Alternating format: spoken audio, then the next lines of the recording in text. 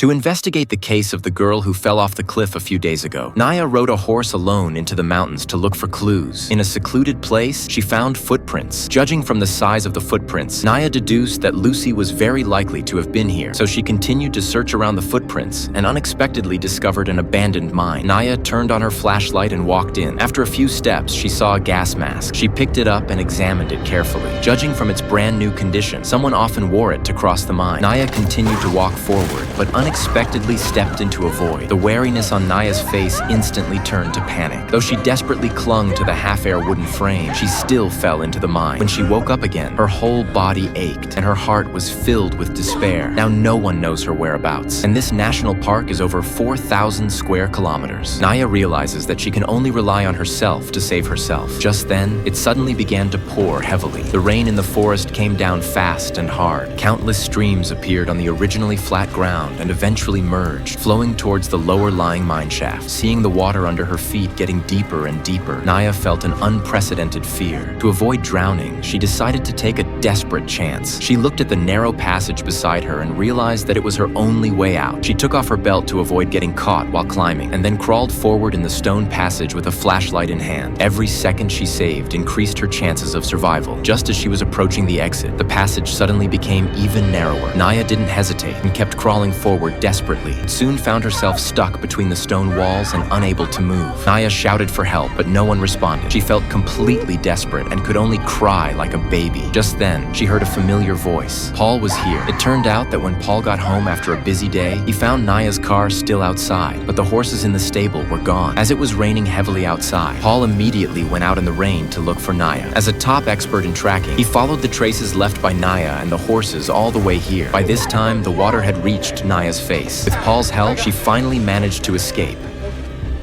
After returning home, Paul stared blankly at Lucy's photo, desperately wanting to know what she had been through all these years. 15 years ago, after Lucy's mother passed away, she was often abused by her stepfather. One day, she came back to her room crying and muttered curses at her stepfather outside the door. Then, there was the sound of things being smashed inside. Lucy carved a demon exorcising symbol on the door with a knife. Suddenly, she heard a noise outside the window and turned to see a familiar face. At that moment, she stopped crying and smiled. And from that day on, Lucy completely vanished from the world's sight. A few days later, the weather cleared up and Paul took Naya back to the mining area again. They found that the mine shafts were crisscrossing and one could easily take a wrong turn. While inspecting one of the exits, Paul found a familiar medicine bottle on the ground. Judging from the label on the bottle, he concluded that the mine had once been used as a transportation channel by a drug trafficking group. As they continued along the exit, Paul found a set of teeth on the ground. Through the familiar inlays